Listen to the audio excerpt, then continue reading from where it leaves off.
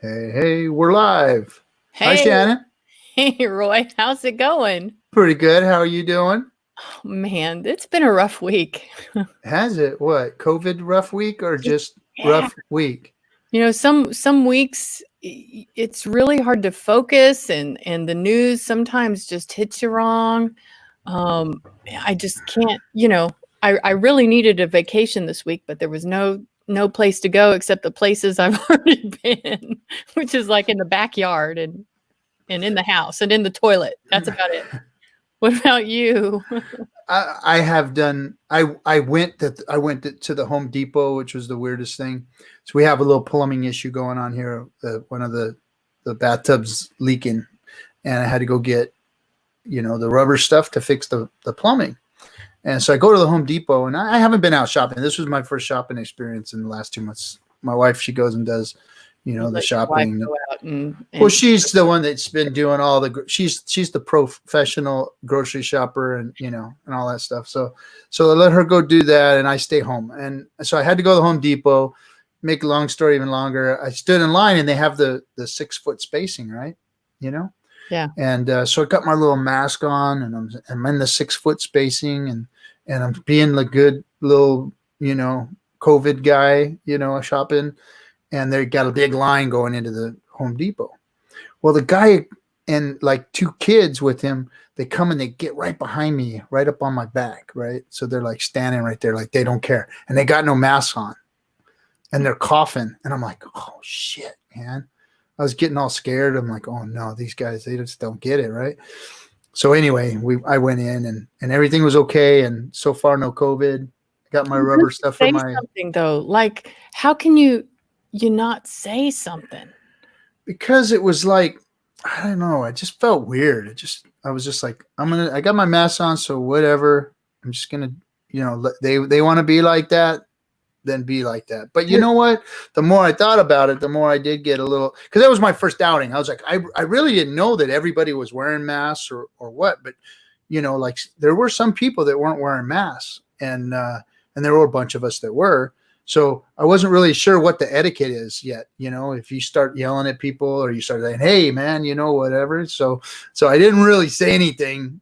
But then when I got home, I was like, "Man, these people are really being dangerous." Because now I'm hearing that at first they told us it's just it's going to hurt older people, and it's going to hurt sick people, which is still no good either. yeah. But now they're saying that this is really affecting children too. So Oh, yeah. kids are getting some weird side effects. They don't know what this thing does yet. They really don't. Mhm. We're just starting to see some of the ramifications of the virus and what it's doing to people. And now I hear it's affecting children, and it's like, man, now I'm really ticked off because I have a young guy here, and I worry about that. And it's like, you know what, people, I understand. Maybe you're healthy, maybe you're not worried about getting it or whatever, but think about our elders, think about the kids, think about everybody else that's out there, and yeah, you know what? Go ahead and play that I'm little sorry. PSA. I got it up.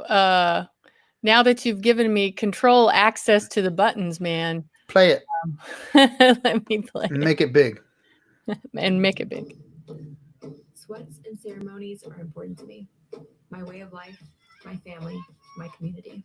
However, if I go, I'm not protecting myself and people I love if I spread the coronavirus. Our leaders and experts say the virus can be spread by someone even if they do not feel sick. And if this virus spreads to people with health problems like diabetes or kidney disease, they can really hurt them. COVID-19 is a sad reminder of the ancestors that we have lost to diseases of the past. Elders told me to adapt by practicing our ways and working up a sweat at home. Exercising my beliefs at home is the best way to keep my family, community, and elders safe. Now, I am being prayerful and protecting my people, the knowledge keepers, and our ways of life. Together, we will grow stronger.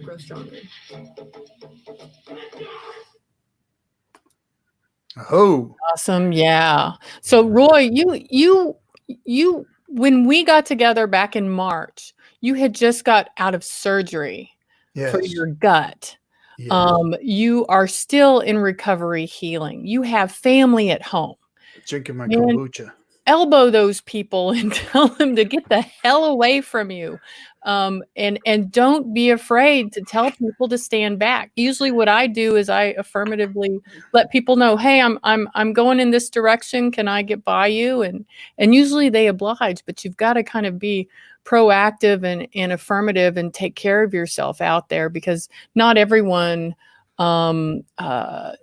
I don't know. Not everyone thinks this is a serious thing, but it's Well, important for us to stay healthy. yeah, you're right. And I, like I said, I thought about it, and then it won't happen again. That's for sure. Because I really didn't know what the etiquette was out there. Are people all wearing masks? Is it like halfway? Screw it. People want to wear it. People observe it. But no, you're right. Everybody should be observing that right now. I think that they're jumping the gun. You know what? First of all, Shannon, we need to. We're already getting on our high hats and everything, and we haven't introduced ourselves. We haven't honored the people. My name is Roy. I'm a Deus from the Caddo Nation. This is my sister Shannon. She's from the Choctaw Nation. Choctaw Nation, Oklahoma. I want to get Choctaw Nation from Oklahoma. I'm not the Caddos from Oklahoma. Those are my cousins. I'm from Louisiana. The Caddos from Louisiana. But the Adeus. But I live here in California, and the land I stand belongs to the Tongva people, the Senya people, and the Kahia people. So I want to honor those people, first of all, for standing on their land. So that's my little 2 cents for the people of this land I stand on. How about you, Shannon? Thank you. Yes. And I'm here in Maryland area, the Piscataway people, but also the Delaware and the Haudenosaunee and others traveled through this area. Real important trading area before it was taken over by the head of the serpent, the Republicans, the Democrats, and all those in between there in Washington, D.C. But we still honor it. That land is still sacred, and we've got to recognize where we're at and the first peoples that were here before us. Their prayers, their ceremonies that they did here still affect us in a good way today, and I'm grateful. Yes. All right. So that's our COVID PSA, and thanking our people and doing it in a good way. And now, Well, let me give you a little bit of a mishmash and announcements and a couple of things. That's what I was going to say. What do you got for us in Indian country this week? Well, so the Santa Fe Indian Market, which is in August every year, is going virtual this year, which means that it has room for more artists, more exhibitors, and others to participate. So this is going to be interesting to attend the Santa Fe Indian Market this year online, and everyone's probably going to have a lot more access to stuff. The only thing that's sad is Santa Fe Indian Market has always been this kind of like powwow. We all get together. You see relatives and others that you hadn't seen in a while, and that's what's hard for Indian folks, because we like getting together. We like getting together with our peoples. We like getting together at the powwows, 49. We like doing all those things. We like gathering, and this has got to be hard for folks. So it's going to be an online deal now, huh? Yeah. But at least they're going to have it. And I think it's important that we recognize contemporary artists, because Santa Fe is also kind of the heart of those who have stolen our cultures and life ways and are trying to sell them on the market. There's dealers who call our sacred items antiquities and artifacts and art, and make a profit on those. And the amount of auctions and dealers, especially in the Southwest, is just immense.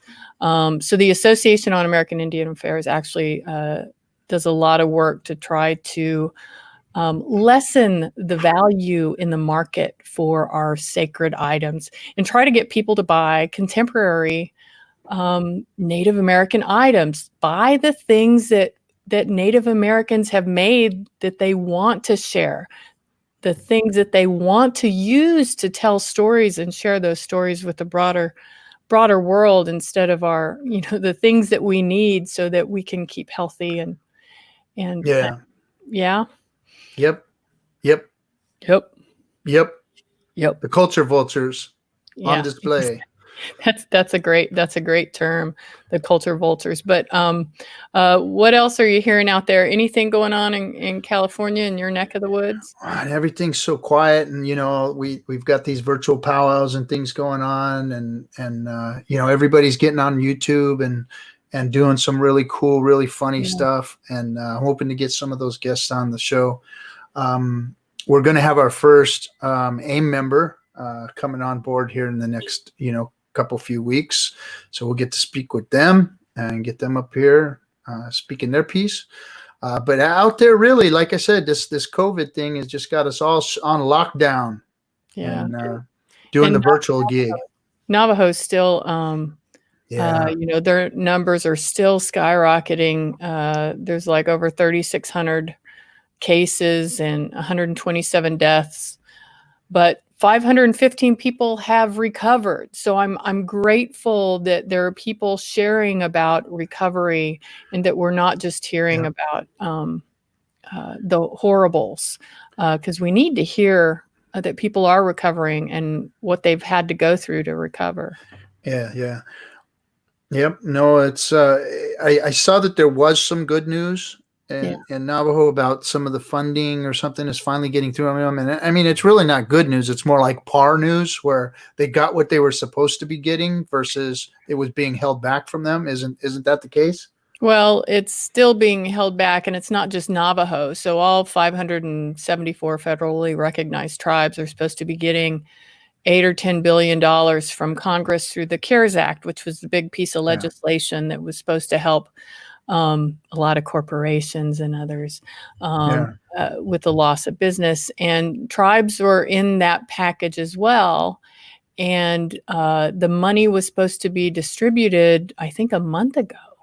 And just now has been distributed. So Navajo and others got some of that funding, but some of it's still being held back because the Treasury is arguing that the money should go to Alaska Native corporations. That was the other thing I heard was the new plan that they're putting out was going to exclude the Alaska corporations from getting any of the next batch of funding that goes out to Indian country. And it's, and if there is any silver lining to any of this, which is, there hardly is any, is that you're actually seeing on mainstream news them actually addressing the Native issue, addressing the issue that's going on out there. Congress is specifically using language that's using Native American funding and this Alaska Native corporations issue. They're actually speaking that into the language versus just keeping it off to the back, putting it in the bill and letting it roll and seeing what happens. We're actually hearing on mainstream them talking about it. I mean, it's all over Indian country, of course. We see our news articles and things talking about it, but you rarely see that on mainstream. And I'm starting to see it on the mainstream, on the CNNs and whatnot, where it's starting to actually hear the language that they're trying to do something, So thoughts, prayers, smoke up to those people and what's going on out there, because I know they're getting hit hard. And so our best out to them. Chat room real quick. We've got a handful of people that are coming in regularly. It seems like, please put where you're from, chat room, so that I can give you guys a little shout out. Just let us know. We appreciate you guys coming in and listening to us live. We're just getting this thing started. So please, chat room, put your where you're from so that we can give a little shout out to you in a little bit. So anyway, without is that it? Without further ado, should we bring up our guest, because we got a special one. We have our first guest that is our elder, because everybody else has been younger than us. I see him laughing back there. and I always like it when I can say that there is somebody older than me, but I do say that out of respect, because I always have respect for our elders. That's how we are as people, period. End of story. So you want to give us a little intro to our friend that's coming on? Yeah, but I really want him to share with us who he is. So our guest tonight is Levi Rickert. He's a citizen of the Prairie Band of Potawatomi Nation. They're a tribe that is currently in Kansas because they were a removed people. And he's coming to us actually from Grand Rapids, Michigan. He is the editor and publisher of the Native News Online. Now, if I got that wrong, hold on. Yes, Native News Online. I was like, oh, thank God. There's nothing worse than getting the name or titles wrong. And it's a newspaper online that I, at the Association on American Indian Affairs, depend on because it's really told in an objective way with many opinions, and I'm really grateful that Levi has stuck it out because I know his industry is not that easy. So let me shut up. All right, Levi. Levi, how you doing? I'm doing well. You embarrassed me about this elder stuff. He's really. I only use it like at community events when I can go to the front of the line to eat. Get some food, right? I kind of like lay around. I said, "Well, I'm not an elder," and then I said, "Well, okay, I'm gonna go." Yeah. But I'm as you said, Shannon. I'm from Grand Rapids. It's the land of the people of the three fires, the Ojibwa, Ottawa, and Potawatomi. So, nice. Michigan, my hometown is in Michigan. I was born and raised here, and I have never left. I did go out to Kansas City for about 6 months one time, long time ago, and I did not like it out there. So I'm back, and we publish Native News Online from Grand Rapids, and we're in our 10th year, and we're having fun with it. Not always challenges, obviously. But media is a little more difficult these days, but we're doing fine, and I'm excited to be on your show. And congratulations to both of you. I'm excited, and I just met Roy really just last night via the web, but I've known Shannon for some time, and congratulations, Shannon. I think your organization does wonderful work, and of course I know your president, Frank, and so it's all good. Oh yeah, Frank Edawagishik, the president of our board of directors. Thank God for Frank. He's awesome. He's like the godfather of Michigan Indian leadership now. Grand chief. But godfather in a good way, man. He is. He's a great man. He's not cutting off horses' heads or anything. Well, you've got a friend in from Grand Rapids, Mr. Big Sky, is in the chat room. Okay. We've also got Chad Johnson from Halito, Texas. Hey, Chad. Oh, Halito is hello in Choctaw. Oh, Halito. Oh, Halito from Texas. Yeah. Oh, I don't speak Choctaw. Sorry. And greetings from Colorado. We've got SG is from the land of the Cheyenne and the Ute. So that's our chat room today. So we'll get some people coming in. We got some regulars starting to show up. So shout out to the chat room. Thanks for coming in, guys. Feel free to throw some questions in there for Levi, for any of us, and we'll try and get them answered for you, or things you guys want to talk about. We can talk about them. So Levi, Prairie Band is originally from up north there, right? In the Great Lakes, and were removed to Kansas. Yes, right? I believe it was like 1837 and thereabouts, and they actually call it the Potawatomi Trail of Death, and I think there was like upward around 20 people who died from when they left Michigan, Indiana, and got out to Kansas, and obviously the Citizens Band is down in Oklahoma. So, yeah. Wow. Yeah. Prairie Band. Kansas, man. I drove through that a couple of times. You just kind of on driving. But Michigan, beautiful place. It is. And, very nice. And the nations up there are just amazing. I love going up there. So how did you 10 years ago, you said you started Native News Online. What got you there? Because let me tell you a story. I was years ago in my other life, I ran the North American Indian Center in Grand Rapids. I was the executive director. So I've had some leadership at state level among tribal ranks. And the Lansing State Journal, which is like 60 miles from where I live, called together a group of Native people. And what happened that year, they reached out to 4 racial ethnic groups, and they were African Americans, Latino, Hispanic, Asian Americans, and American Indians. And, I would let you guess which group was the last group they interviewed, and it was the Native people. It was December, and so I went over to Lansing, and I'm sitting there in the editorial board of the Lansing State Journal. And Lansing is our state capital, so that paper even now is pretty prestigious in that they they have some good columnists, and they kind of talk about, you want to know what's going on in state government, you go to the Lansing State Journal.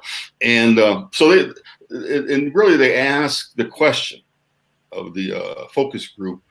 And it was one of those, I'm actually laughing to myself right now as I'm thinking, so I remember a bunch of little kids around. You know how when natives show up, we just bring our kids, and we just have a big meeting. And so here's these kids around, and they fed us lunch, and they said that their question they posed to all of the ethnic groups was, or racial groups was, how could they better serve our communities and with better coverage.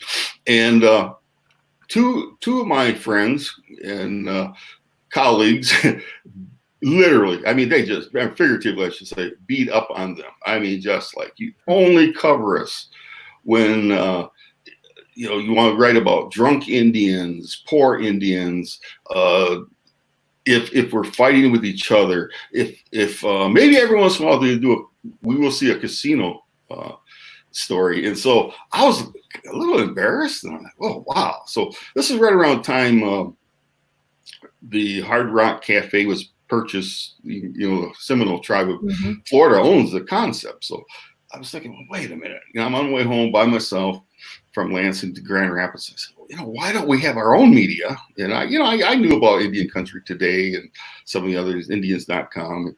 I think they do a decent job. And I never had heard, check this out, up until that point in my life, I never heard anything about the Native American Journalists Association.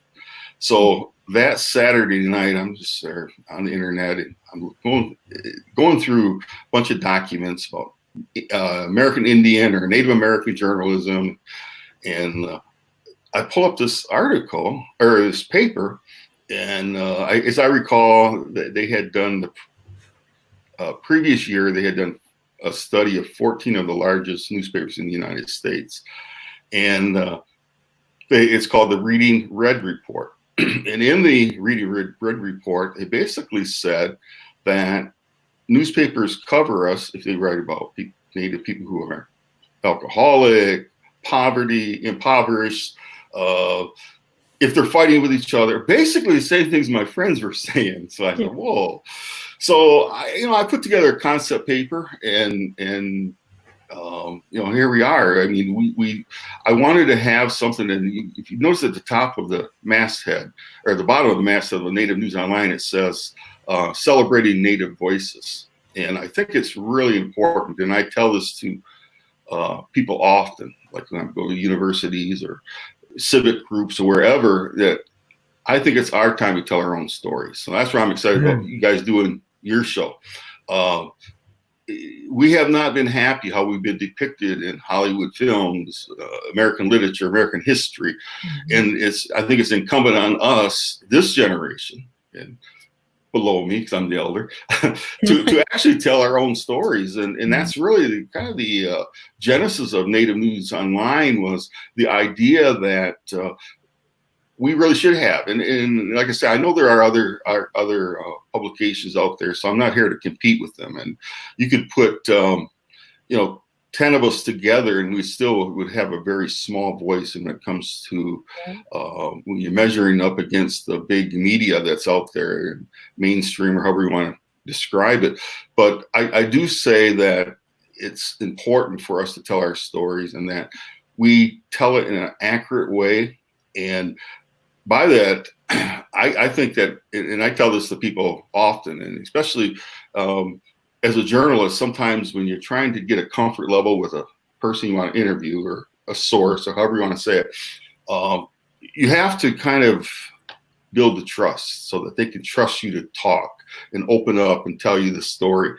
And even among tribal officials, I have found they are really reluctant to talk. And somebody pulled me aside one time and said, this tribal official, his local newspaper that is American Indian owned just beats up on him all the time. So he doesn't trust the media. And so I understand that. So, it's a matter of building up trust and bringing them along with us, so to speak. Yeah. And I think, we obviously want Native News Online to be very, very professional, want it to be accurate. And I tell this, I tell people that when I'm trying to build that trust is, look, I know we've been lied about so often that I don't want to be part of that as a Native American journalist. I just don't want to be part of it. So I try to build that trust with them so that they know they can trust me, and I'm not embarrassed. I guess I am embarrassed. I'll rephrase that. I'm not above putting correction when I'm wrong, because sometimes you can get 2 or 3 sources tell you something that's really false information, and I don't want to be party to fake news, false information. And as I said, we've been lied about so much. And I want to say it was the first full year we were in business. It was right around Christmas, and I got an email from a woman who was Native, and she said, "You write the way we Natives want to be written about." And I thought that was one of the best. Wow. Even now, I think it's like one of the best emails I think I've ever received. Another memorable one was a rabbi from Jerusalem sent me an email one time, and he said, "I just love reading Native News Online because I get to know what's going on, and I really appreciate what you do." So, we get some of those. We get a few bad ones that don't always think sometimes there's some disgruntled American Indian movement. People don't think I'm radical enough, I guess, but and that's another story. And I love them all, but it's just you try to do a good job, try to be honest and be accurate. And I think the main word is credibility. I think journalists have to have credibility. You can't be, how can I say, drinking in the bar at 2 a.m. And then on Sunday or Monday, try to write a good editorial, say that this is the way life should be. And they have every right to say, yeah, but he's a drunk. And so, I think that's kind of how I live my life, and I don't drink, but I'm just saying, I think that it's really important to have credibility. And I always want to retain that credibility. And I think I built that, and as with Native people, it's really about building trust. There's two ways about it, because, like, as I said, we've been lied about so often that I just don't want to be party to something that's not right. How do you, because one thing that I've for my entire career as an attorney, as part of the National Indian Gaming Commission, and now at the association, there are people that don't like what their tribal governments are doing. And there's also tribal governments that fight one another. Mm-hmm. And I just think it's horrible when tribes fight one another, but when the people are complaining about their own tribal governments, I'm often, I don't know what to do about it. And have you faced those kind of issues with if you want to talk about that? I mean, I'm okay talking about it. With those kind of issues. Quite honestly, yeah, because I don't like talking about that stuff. It's not like I'm a chicken, because I'm not a chicken. I think I'm a strong individual. Yeah. However, I don't want to be party to that whole thing. As I was talking earlier, all those Indians do is fight with each other all the time. So I'm not going to write about it. I'm going to let somebody else write about that. I joke, and every once in a while I have to tell people in a very nice way. And I mean, I've used this. I'm not the National Enquirer of Indian country. And so, I don't deal with gossip. Maybe that's what we should be doing. I don't deal with exactly gossip. What we do. I don't deal with gossip. I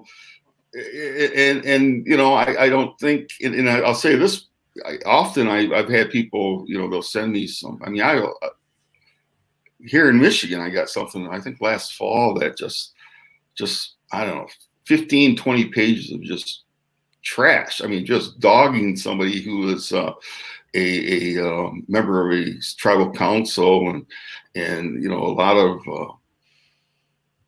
how can I say, just accusations that were never proven. And I just didn't even touch that. And there again, I want to be the voice in Indian country that uplifts us. And I don't want to get party to that, because the reality is, and I guess we even find it in our own families, you don't always know what the truth is. I mean, they can say, this is what happened, and this is why I had to, smash their head into the ground or whatever. I'm not saying it happens in my family, but I'm just saying. And you hear those stories, but then when you really, may even go to court with your family members and go, oh my word, that's what really happened.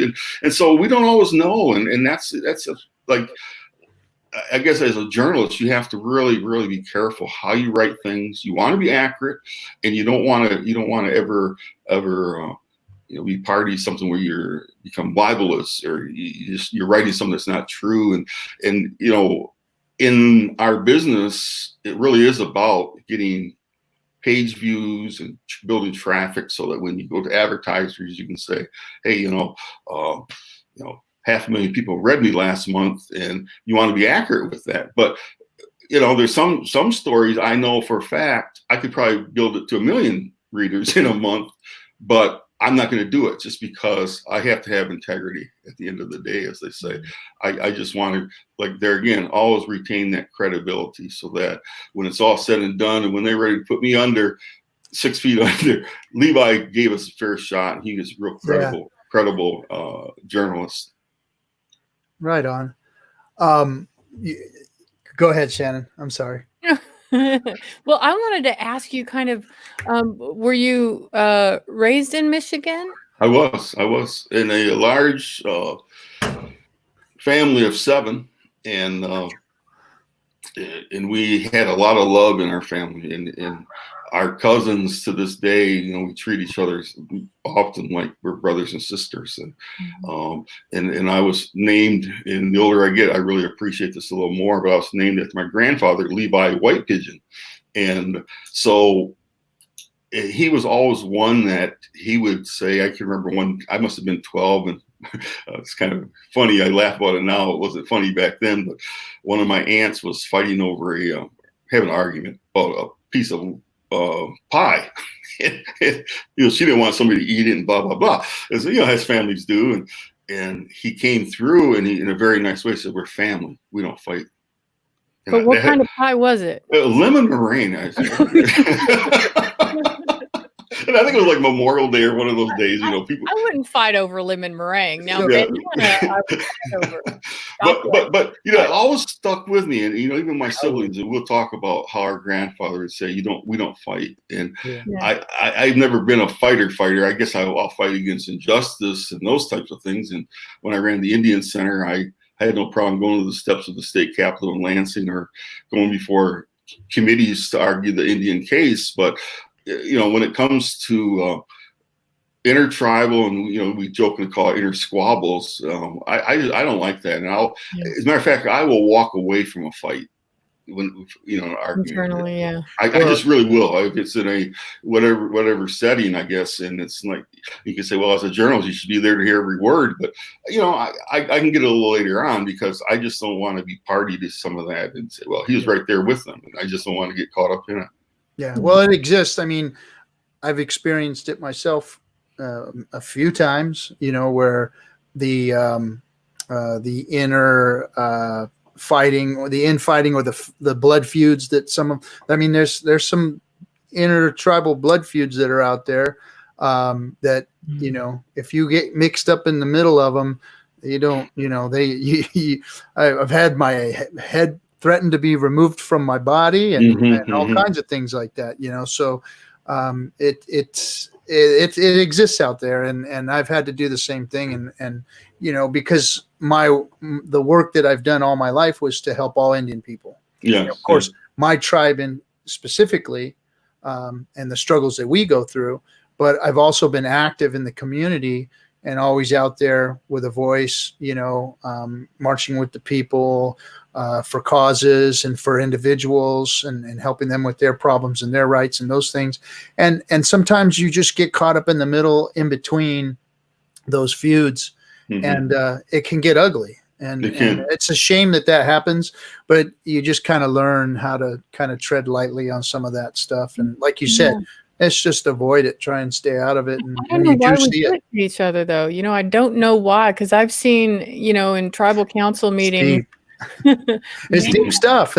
There's deep stuff there with some of these people. And then on top of it, you got to realize that, even though there may be this feud or this issue that is going on intertribal or with one tribe against another, or even just people within Indian community that have problems with each other, and you happen to get caught in the middle of it, it's on top of there being an issue, people put their personalities in front of the principles of everything that's out there, and so that even that's very true. That just makes it even bigger and makes it a bigger issue.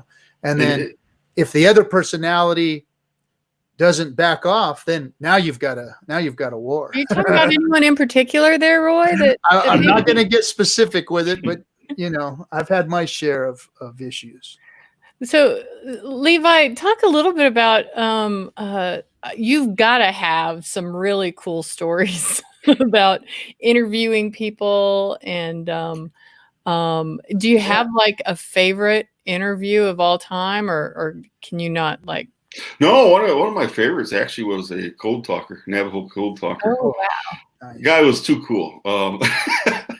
He comes in, and there's this young lady wheels him in, and what happened was he came to Grand Rapids, part of a I want to say Veterans Day celebration, and the U.S. Attorney's Office brought him in. And Jeff Davis, who was an assistant U.S. attorney, you may know him, Shannon. Yeah. He helped arrange it, and because he worked out the U.S. Attorney's Office here in Grand Rapids for about 25 years, and then I think Grand Valley State University, and I'm on the Native American Advisory Board there. So they called me and said, "Hey, we have this Navajo cold talker. We'd like to interview. You have 20 minutes." So I went down, and it was cool. And here comes this lady bringing him in. She's like about 30 years younger, and come to find out, it's his wife. And so, we all kind of like, okay, and that's cool. But he and I liked each other, and I spent. He waved everybody off, and he said it's time to go. We were together for, I want to say 45 minutes, maybe 50 minutes, and it was one of the best interviews I've ever had. And I just when you find out the story behind how these very people who saved our nation, some of their relatives were literally beat at boarding schools to beat the native language out of them. And so the irony of that, and I always say they helped save democracy, during World War II. And so I take my hat off to that, and that was pretty memorable. And I've interviewed Charlie Hill, Russell Means, and I became pretty good friends with Dennis Banks. And so I guess I have, but I might say that cold talker was one of my favorites, and he was just too cool. And I said, "Hey, now that movie Wind Talkers how accurate was that?" It was the one with Nicolas Cage. Yeah. He said, "He's not think about it." He said, "He's not think about it. Do you really think we'd be in the South Pacific jungle wearing moccasins?" I said, "Okay, I got it. I get your point, sir." So no, that was really a good interview. I enjoyed that one. Right on. And so, what were you doing before all this journalism? Because I'm, forgive me. You are our elder. You talk about Native News Online. Please stop calling me an elder. You're like You're making me feel old. Danced around that one. That's just going to go straight for it. Oh my goodness! You want to know? gonna get in what's making them so wise, man. I'm not trying to insult our elders. That was a good one. I like that. I'm gonna let my hair turn all white, and I'm gonna charge people. How's that? Oh, There you go. yeah. 10%. When I get all wise, how's that? But, No, but before you were in journalism, you were doing other stuff. And, Yeah, I was a business person. Why are you serving Indian country? Like what I think we all have our stories of, like, you know, it's something inside of us that you know, we just have to, you know, serve our people. And so what got you there? I think the driving force, and I'm going to borrow probably my grandfather. I can remember getting on a board of the Grand Rapids Intertribal Council, and I was a business owner. And you know, they don't always tell you what was going on in the first meetings, but the second meeting, I thought, oh my word, I don't need these headaches. This is a volunteer board. I really contemplated leaving that night, saying I don't need a headache. But I remember something came over me saying, you do this in the memory of your grandfather. Now, my grandfather, I'll speak to him. I speak about him in very favorable terms. They tell me he had a 4th grade education, but he was a auto parts worker, and he worked in a factory for like 30 years. And I can remember being a little boy, and he had, back in the old days, they had a little badge that he slipped through his belt for the UAW. And so he's an auto worker, and he made car parts. And you know, here's a guy, 4th grade education, and then I'm gonna brag on my sister a little bit, Dr. Jessica Rickert. She's a dentist. She has the distinction of being the first female American Indian dentist in the United States. And second person behind I almost called his name is Blue. Anyway, she's the second person, and you know, she helped form the Society of the American Indian Dentists in the United States. And I actually went over to the University of Michigan when they had their conference there a few years ago and covered that. But and I tell people this when I speak, and you know, in terms of motivation, and I do it on purpose, and I'll bring them all along and tell about my grandfather, tell them about my sister, and then I'll say, only in America. And the non-natives just love that. They're oh yeah, especially the conservative people in West Michigan. But America. Yeah, I mean, it's you know, with that, I'm really proud of my grandfather's you know, what he taught us. But my grandparents were married 50 years, and he died 2 months after their golden anniversary. But they actually taught us without saying, I'm going to sit you boys down or your kids down and show you how to be an Indian, or tell you. They lived their life. They lived their Indian life. And he had a big stretch of land in a suburb of Grand Rapids. And we really didn't have a say in what we were doing on Saturday. We knew my grandfather would come pick us up, or my mom would drop us off, and we'd go work in his garden and cut his grass. But I look back and I cherish those days because he really taught us a work ethic. And he would come down and say, how was school? What'd you learn this week? You know, that type of thing. And those kind of conversations that were, I look back now and I get a little choked up talking about him, actually. But because he was, in my mind, you know, 4th grade education, one of the greatest men I ever met in my life. And he died when I was, I think I was 21. And so, and I think in terms of relativity, it's, you know, how old I am now, I'm such an elder. But I'm joking, guys. You know, we didn't are get you to really an elder? I don't think you're an elder quite yet, are you? You're not quite an elder. It depends on what were you talking about? It We're depends on what elders. tribe you talk to. Okay. I would be considered an elder. You go hang out with the places I hang out. They make me eat first.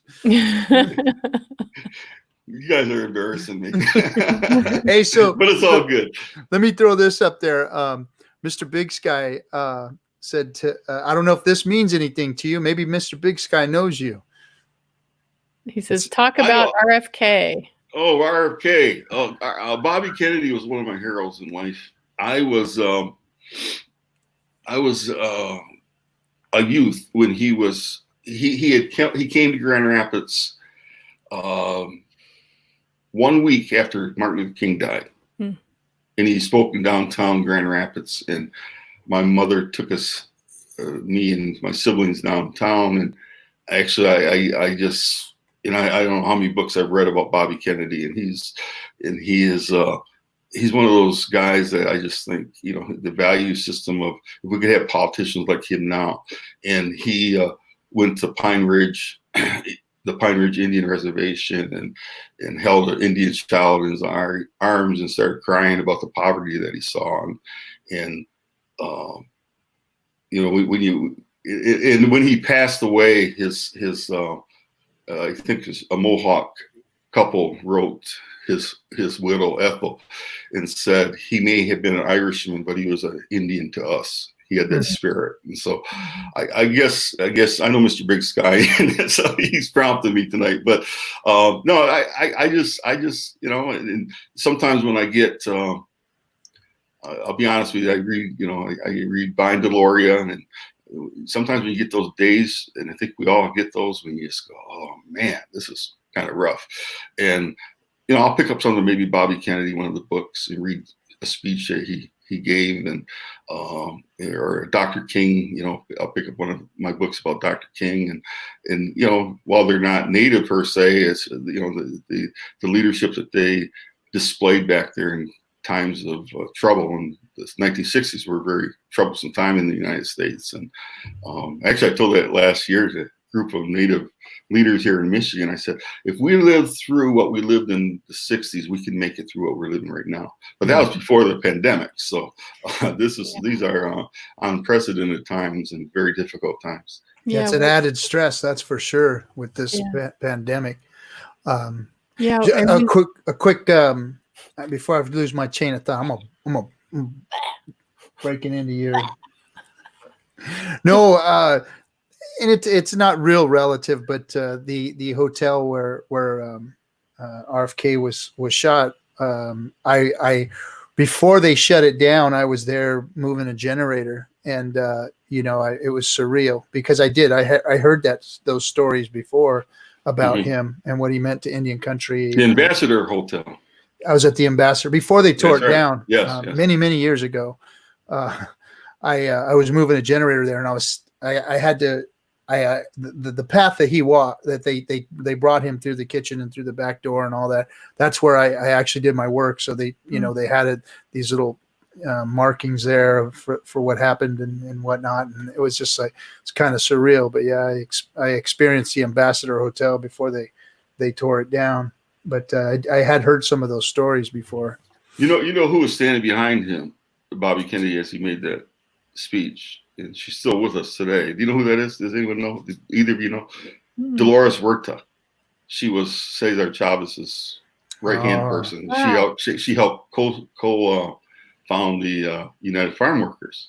So I have to tell you the story about Native News. And so 2 months after I started Native News, I was in Chicago. I was speaking there, I think the night before, and I had a friend who was bringing Dolores to Grand Rapids because he had painted a picture of Cesar Chavez, and Dolores was in it. And they were going to unveil it at the Amway Grand Hotel in Grand Rapids. And so his wife called me and said, hey, you're going to be in Chicago. Can you pick up Dolores Huerta from the University of Chicago? She's speaking there Wednesday night. And can you pick her up at Thursday morning? So I went to pick her up, and I was telling her about, and she just loved Dennis Banks because she knew Dennis Banks. And I think she had me give her Dennis's telephone number and the whole deal. And so riding back from Chicago, and I was talking about Native News, what I'm trying to do. And she looked at me and she said, well, how long have you been a journalist? I said, I'm not a journalist.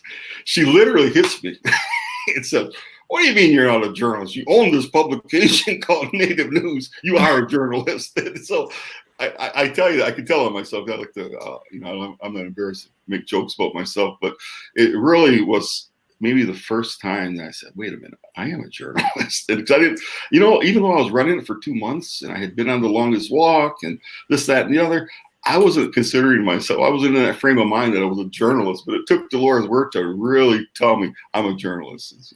Wow. She slapped me. I thought that was kind of cute.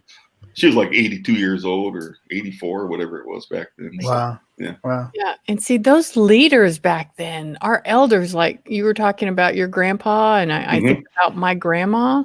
I mean, we have a hard time sometimes now, but you think about the life that they lived and the struggles that they had to go through. They were strong people. They Man, were strong.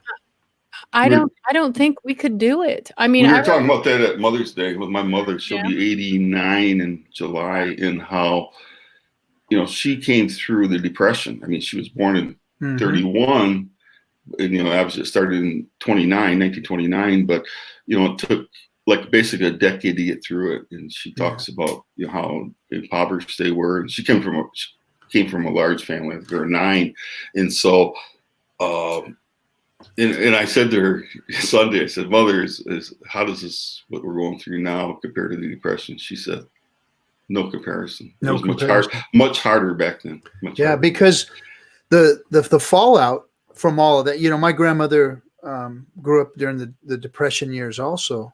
And the fallout from all that, even though they may not have been involved in it, the fallout was what made them tough people, that made them strong. Because, you know, she tells me stories about how, you know, I mean, they were a very poor Indian family. They would go to the back of the grocery stores and they'd get the scraps. And so the delicacies that we have, the ducats and things that we have today, are the scraps that they had to get from the back of the store that they were giving away. You know, they were giving them the entrails and the hearts and all these things were given away.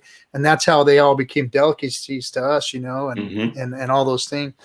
And so those people grew up very strong, very hard. And we, you know, we had a little conversation about this last night when I was talking about our generations and the gaps and the differences and what's happening today. You know, and I almost feel our generation looks at those strong people and we feel almost weak, you know, because we look at the activists of the 60s and the 70s and the work that they put in, you know, and my generation, you know, we kind of missed it, you know, but now we're the elders, my smart sis here. So, but then these kids today I see them being bashed, and I want to ask you, you know, what do you think that this generation, these young kids that are coming out today that are starting to go into the streets, you know, and we talked about, you know, the pipeline deal that you witnessed and what was going on with all of that, you know, what do you think this generation is doing today? How do you feel about their strength and where they're going and the things that they're going to have to deal with? Because now these are people they're about to go through a depression. Now it's not the same because I think they're doing some things differently, fiscally that aren't going to affect us like things were affected back then. But what do you think about today's youth and what they're getting ready to go through, and what's your confidence level in them? Well, you know, I'm going to use the word purpose. And, you know, obviously when you go to like NCAI and they have a youth program and go to Aspen Institute, I was there in February, and, you know, they have the shiners, so to speak, those who are excelling very well and doing great things. And you know, unfortunately there are youth in our society who just don't seem to have a purpose. I was really encouraged at Standing Rock, though, that I think it gave this generation, this new generation of American Indian youth, an opportunity to have a purpose. And I was seeing people carrying wood, you know, with a little step in their step, so to speak, because they were part of something. And I've heard of people who I've interviewed and I've talked to said, it wasn't until they got to Standing Rock that they really discovered who they were as a Native person. Say, I'm part of something really huge. And I mean, I actually had a contract administrator from the Kellogg Foundation. They were located pretty close to us here in Michigan, in Grand Rapids, there on Battle Creek. And a lady, I believe she's from the Menominee tribe, who's a contract. And she said she went out there and she just started, you know, tears in her eyes because all of a sudden she saw the people she's part of, and it was really inspiring. A week or so ago, I interviewed somebody who we brought in as a intern, and she said that she got inspired from Standing Rock, and she went on. Now she just graduated from the Saginaw Chippewa Tribal College up in Mount Pleasant with an associate's degree. But Standing Rock gave people purpose, and you know, if these kids are how can I say, sitting around, want to smoke reefer all day and play video games and not have a purpose, they won't. Excuse me for being blunt, but there's not going to amount to anything. And that sounds horrible, but maybe I'm old school. But I really do believe that it's incumbent on parents and elders to really inspire our youth to be something and contribute, give back to the community. And I think that's the beauty of what happened at Standing Rock and hopefully they could go out and take it back to their tribes and put it to good use, because Standing Rock was quite remarkable. And I actually been telling friends and colleagues that Standing Rock was Standing Rock, and obviously the biggest story in 50 years or 40 years, whatever it was, between Standing Rock and Wounded Knee of 1973. However, this pandemic is, in terms of impact and implications, Indian country is bigger than Standing Rock. There's no two ways about it. With all the casinos closed, some of the economic development, the tribal business enterprises being stopped, is questionable. Who can resume? And obviously the strong all survive, the strong tribes will survive. They're gonna be okay. But I really do worry about some of the tribes that, their casinos are marginal anyway, and they keep them open so that the tribal members can have jobs in their really remote areas. And I really worry about those tribes and the future of what's going to happen in the Indian country. Yeah, absolutely. We still have yet to see what the total, devastation is going to be from this thing. I mean, we're only a few months into it, and it looks like they're trying to make it worse. I mean, I don't understand it. One thing good is we know we're resilient people, and that's always the I want to use the word salvation. That may be too strong of a word, but that's a comfort to know how resilient we are as people. We were actually basically, if you read history, and Shannon, I think some of your organization did some of this work.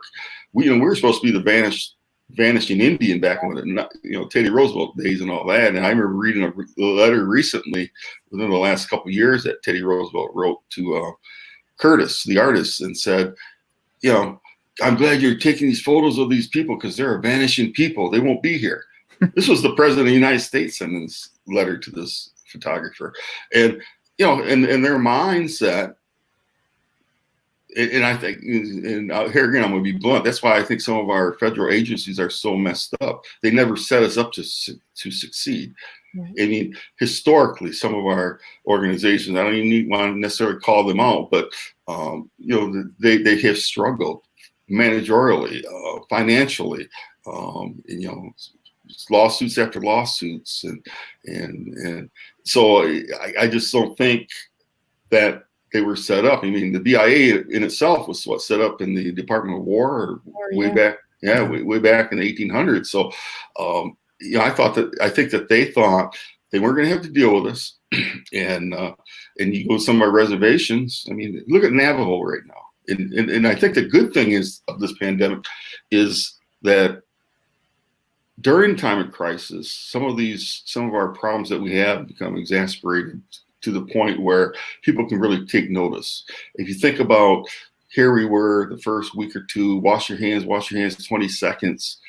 They don't have 20 seconds worth of water to waste on Navajo. They just don't. I mean, it's 30-40% of the nation. And I found out the other day in the town hall, this surprised me. President Jonathan Ness lives in a house even today that does not have running water. And that just shocked me. And it's like, they have to make other provisions. And so, I think it's time for America, as Navajo seems to be getting a lot of attention. And we're going to, with a grant that we received recently, we'll talk about that, be able to highlight other tribes, but we've done some coverage of Navajo, and I've been there, and I just know it's a very, very poor living conditions, and you know, you go to some of these trading posts on the Navajo Nation. I remember walking in, looking at the price of milk. Gallon of milk was like $7. I'm saying, I can, in Grand Rapids, I buy it for $1.99, I think, or $2.50, whatever it is. But you know, that's just horrible. And so I think this pandemic, if done right, we can really highlight with Congress some of the ills that exist in Indian country. Mm-hmm. We got another question for you in the chat room. How have you tried to inspire your 3 children, Levi? Oh, that's my business partner there.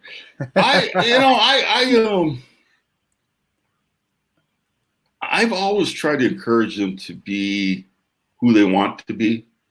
And they all have their college degrees, and they are successful in their own careers. So I think it's, and actually my daughter Monica did a cover for one of your programs, right, Shannon? I mean, oh yeah, no, she does beautiful work. She's very talented, and we're really proud of her. And I think, but to that question, I think I try to inspire them by hopefully being a good father and giving them some good leadership skills. And I can remember back in they were younger, and the governor of the state back then was trying to take away our tuition waiver. And I was one of the people in Michigan, and I'm not going to try to take all the credit, but I was there, right there, rolling up my sleeves, working very closely with one senator in particular, state senator in particular, but having them hold signs at this protest. And I asked my son after all 3 of my children live in Chicago. He's a graphic designer. I said, Joel, being alongside me, aren't those fun days? He said, Dad, I hated it. And so, I mean, I laugh about it, and it's like, but Monica, she happens to be on the board of the Chicago Indian Center, so I'm really proud of her, and so of all 3 children, she's the one that's probably doing the most in Indian country. She's a writer, and so, but I guess I've always inspired them, and never. I don't believe in being critical of people saying, like, and sometimes you hear people say, a child will say, "I'm going to be a doctor," and the parent will immediately say, "Oh, you're not smart enough to be a doctor." I've never talked to my children like that. I always felt like, let them, whatever they aspire to be, let them do that and go chase that dream, because I think it's important people chase their dreams in life and make excellent contributions to society. Yeah, and we're so lucky to have parents like you. I know I wouldn't have done what I did without my grandmother telling me that I could do it. So thank you for being such a good dad to your kids. That's so important. And I got inspired by my sister Jessica, because I'll tell you, it's kind of a cute story. She wouldn't think it's cute, I don't think, because she had to suffer through it. But at 12, she had scarlet fever, and so much so it impacted her eyes. She had to wear eyeglasses, and so I was behind Jessica in school. And teachers would say to me, Levi, are you as smart as your sister Jessica? I mean, like first week of school. And I would say no, because the reason being, I didn't have to wear eyeglasses until I became an adult. I equated back then smartness with wearing eyeglasses. So but I did try to read as much. She always read these books. Her books, and so I always try to read books, and my kids read books, and so it's just about reading. And borrow from Sherman Alexie, he says, if you can be a good writer, you better be a good reader first, and so I believe that. Yeah, that's absolutely right. See, Shannon, the smarts are in the glasses. Yeah, whatever. My glasses back on. I used to, same thing. I used to lie about that I needed glasses because I thought it made you smarter. For some reason, I equated that with just being smart. Jessica wore glasses. Well, what's going on at Native News Online right now? Anything exciting? We had some really exciting news last week. We are a recipient of a grant from Facebook, and what is going How the hell do you get a grant from Facebook? That's like amazing, and it seems so like. Well, to their credit, they right after soon after the pandemic broke out, they put out these RFPs for grants that would people could do local reporting. And as we know in America, local publications are very much hurting. I mean, so much has gone online, and a lot of the small town newspapers are dried up and what have you. And so they made a conscious effort to say we need some local reporting. And so whenever we discussed it with my business partner, the idea that we have a national footprint as Native News Online, how could you really submit a grant saying we're going to do local reporting? Well, the reality is because of our national footprint, we really do need some local reporting. And so what we've done is we've broken it into we can hire 6 reporters for a 4-month period, and we're broken it into 6 regions in the United States. And so we can localize it. And we really want to do, we don't want to, we are going to do we're going to step up our game when it comes to reporting on the COVID-19 and as it relates to tribes and really figure out what's going on. Because I think we really live at as they say, unprecedented times, but we really live in a very historic time in America that 50 years from now, people will want to know, and they will study the heck out of what happened in Navajo Nation. Why so many deaths? Why was it clustered there? And how did it happen? And so we actually want to be part of that. And I think that's I think it was Philip Graham, who was publisher back in the 1960s of the Washington Post, said that journalists write the first draft of history, and we definitely want to write that first draft. And as it relates to Indian country, we want to do that. And so, we are looking for writers. If you're writers and you're interested in sending me a resume, I really would appreciate it, because we're going to gear up and hopefully by June 1st have this program running, and it's a 4-month program. And this pandemic will be upon us much longer than 4 months, excuse me. However, I think that we want to execute well, implement it well, and hopefully go after other funding as it becomes available, because it's really important that we get the word out what's going on in Indian country. So what kind of We'll have to get him in contact with our contacts in Navajo that we were going to have on the show a couple weeks ago. They're getting hit pretty hard, and we actually couldn't get them on the show because of the work that they're doing and how busy they are with things that are going on. But they're actually in the middle of the community, and they're working with the tribe and trying to get things, get a handle on things out there. Mm-hmm. So maybe we can give those contacts to you. But that would be great. Just to let everybody know that we'll link Levi's information and contact information on the bottom down here below, so that if you do have a resume and you're a writer, he's looking for folks. Yeah. And let me say one thing more, and it's the difference between covering this pandemic with the stay-at-home isolation. It's very difficult. We are so dependent on what governments, whether it's the United States government, because we've been part of many calls. The IHS. NCAI has put some together, and NAFOA has put some together. Part of the White House calls basically on a weekly basis. And you listen to the government. I want to use the word propaganda, that may be too strong, but you listen to their message. They basically are saying everything's great. We have all these tests out, and the Abbott tests are out. And when you talk to the tribal officials, yeah, they may have received the Abbott testing machine, but they only got enough tests for 24 tests to be performed on that reservation, and they may have 1,500 people who need testing. And so, good journalism really requires more than just depending on somebody's press release. And in that regard, we've been very much at a disadvantage up until now, because, and I'm not suggesting Navajo Nation is lying about the people who died, or the number of cases. But I have to depend on the Navajo Nation on a nightly basis. They will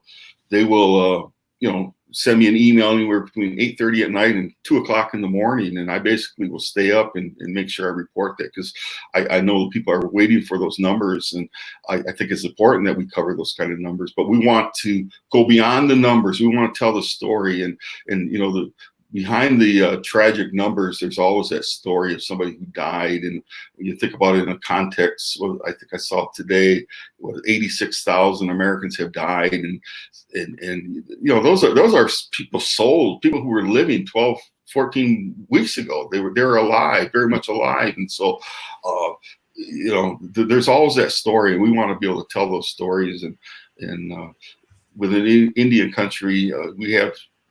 And I've always known it to be true. When I was a little boy, we have tremendous stories, and I know they're out there. So I'm really glad you all are going to be doing that, because there's so much going on in Indian country that we just have no idea about. That's so true. We know about Navajo, and it's hitting mainstream media, but we don't know what else is going on in the different tribes that I have the fortune of and honor to get to work with. I know a little bit that's going on, and it's just as horrendous as what's going on in Navajo. And what freaks me out even more is that there are, tribal people out there that aren't taking this seriously, that aren't taking COVID seriously. So it's scary, and it's got to be hard to be a tribal leader right now. It's got to be really hard to be a tribal leader. And on another note, Shannon, our guests that we talked to about Navajo Nation was telling us that, there's a lot of, even though that the government and they're focusing on Navajo, there's a lot of tribes that are getting lost, that are having it even worse than Navajo, but that are just closely affiliated with them, but aren't actually within the Navajo Nation itself. They're outside tribes, and they're being affected even worse than the Navajo land itself. Yeah, and when you think about some of those smaller tribes and some of those pueblos that may only have 300 people, and they're hit hard. And when you think about a percentage of the people who may die from it, it really becomes a huge tragedy, and so. I'm looking forward to be able to do the stories, and we just want to get geared up for it, because, as I said, we get to write the first draft of this history, and I think it's so important. And there's so many aspects. I think with this COVID-19, there's been 3 national stories, not just the Navajo, but what happened with the Alaska Native village or corporations as it relates to the CARES Act funding. Right. That has become a national story. Somebody's being investigated right now, and that made the New York Times. It made ABC News, I think, Tuesday of this week. You called her somebody. Somebody's being investigated? Somebody's being investigated. And then, of course, with Harold Frazier and Julian, poor runner out there at Oglala, they made national news. I saw Julian was on Don Lemon last night. Somebody sent me the link, and I watched it, and he actually did a great job. And Harold was on, I can't remember which show.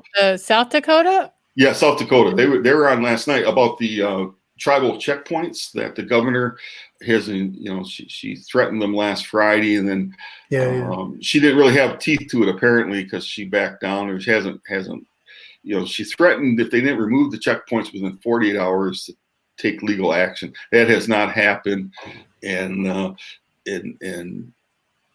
I happen to be happy that the tribes are exercising their sovereignty at this point. I think that's. I saw the meme. The meme was they had a cartoon meme of the tribal government standing there at the barricade, and she was trying to get through, and they were sending her away and telling her to get out of there. Is that the one? There's one where she was holding some blankets with smallpox. Yeah, that's what it was. She had some blankets, and it had the disease in it, or the virus in it. and she was like, "You guys let me in now," and the tribal government or the tribal police were like, "No, you get your ass out of here." Well, one of the things that I'm real cognizant of is that, as they say, it's been unprecedented. Some of these leaders have never had to deal with these issues before, whether they're state governors or tribal officials. I was talking to a friend of mine who runs a tribe here in Michigan, and he said they spent all weekend to come up with a plan to close the casino because I think the press release went out like 10 in the morning. I was on the phone to him by 10:30 and said, "Tell me about your closing." And he said, "Man, Levi, we spent all weekend." He said, "We've never closed a casino."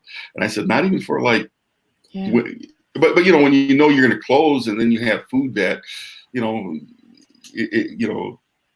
we'll just say hundreds of thousands of dollars worth of food or tens of thousands of dollars, whatever the case may be, depending on the size of the casino or restaurant or just resorts. But they never had to deal with it. Another tribe had, when I went there to take pictures the day they closed, tribal police there. And so I was talking to their economic development director.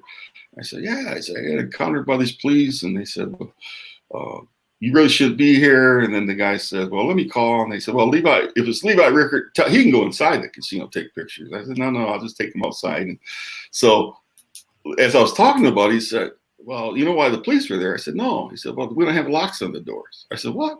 He said, we don't close casinos." And I said, I never thought about that. I mean, it's like, and so when you say unprecedented times, tribal officials, state governors are dealing with things they never had to deal with in the past, and so they have their learning curve going right now, and I think some of them have risen to the occasion. And I think during times of crises in life, and that's why in terms of American history, some of the best known or favorite presidents have been those who have presided over the time of war.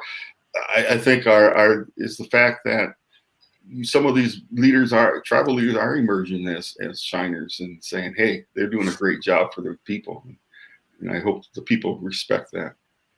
Yeah, absolutely. And I don't know what's going to happen with not having gaming, because that's what's keeping Indian people afloat. I mean, that's what we don't have to have.